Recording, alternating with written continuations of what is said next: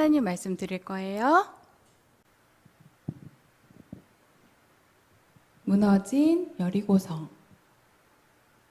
하나님 말씀은 여호수아 6장 20절.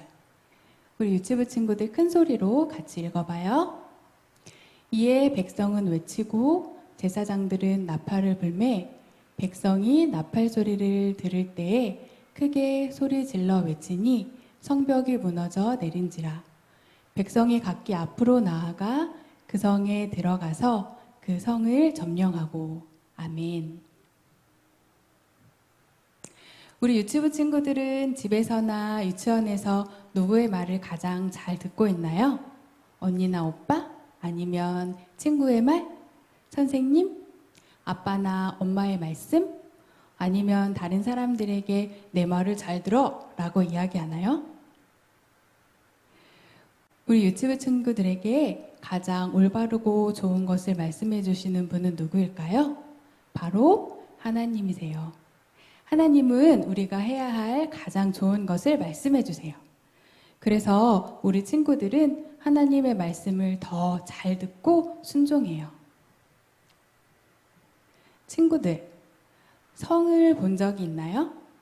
지금은 성을 쌓지는 않지만 옛날 사람들은 자신들의 마을이나 나라를 지키고 보호하기 위해 크고 튼튼한 돌로 이렇게 성을 지었어요. 그런데 이렇게 크고 튼튼한 성도 무너질까요? 바람이 세게 불면 성이 무너질까요? 아니면 망치로 돌을 두드리면 무너질까요? 포크레인이나 불도저로 성을 무너뜨릴 수 있을까요? 이런 방법으로도 성이 와르르 무너지기는 어려워요. 이스라엘 백성들이 요단강을 건너 가나안 땅에 들어가자 첫 번째 여리고성을 만나게 되었어요. 여리고성은 가나안 땅에서 가장 크고 튼튼한 성이었어요. 여리고 사람들은 이스라엘이 왔다는 소식에 성문을 굳게 잠그고 있었어요. 하나님은 이스라엘 백성들에게 어떻게 여리고 성을 차지할 수 있는지 말씀해 주셨어요. 너희는 매일 여리고 성을 한 바퀴씩 돌아라. 6일 동안 한 바퀴씩 돌고 7일째 되는 날은 7바퀴를 돌아라. 제사장이 나팔을 불면 너희들은 큰 소리로 외쳐라. 그러면 여리고성이 무너질 것이다. 여호수아와 이스라엘 백성들은 하나님의 말씀에 순종했어요. 무정한 군인들, 나팔을 부는 제사장들, 언약궤를 든 제사장들을 따라 백성은 매일 아침 일찍 일어나 여리고성을 한 바퀴씩 돌았어요. 7번째 날 이스라엘 백성은 큰 소리로 외쳤어요. 하나님이 우리에게 이 성을 주셨다! 그러자 놀라운 일이 벌어졌어요. 결코 무너지지 않을 것 같은 견고한 성이 순식간에 와르르 무너져 내린 거예요. 혹시 친구와 다투었나요? 하나님 말씀을 따라 먼저 사과하고 화해하세요. 하나님의 말씀대로 화해의 손을 먼저 내밀면 그 친구와 더욱 친해질 거예요. 때로는 몸이 아파서 힘들 때에도 하나님 말씀대로 하나님께 기도해 보세요. 그러면 하나님이 고쳐주실 거예요.